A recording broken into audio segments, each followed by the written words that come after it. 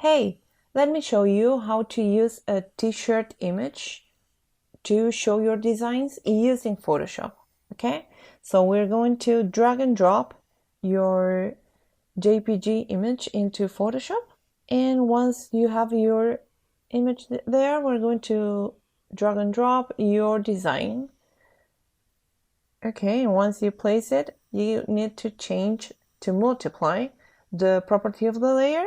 So you have like a translucent design, and now you can resize it and place it in the perfect place for you.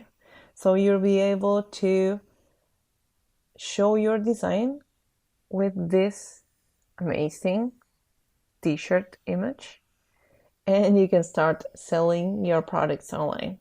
So once your image is ready, you can save as a JPG image.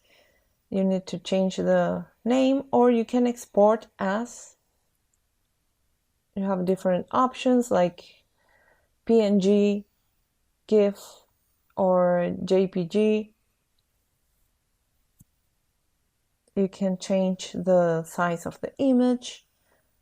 And once you're ready, you hit export and change the name, and you're so ready.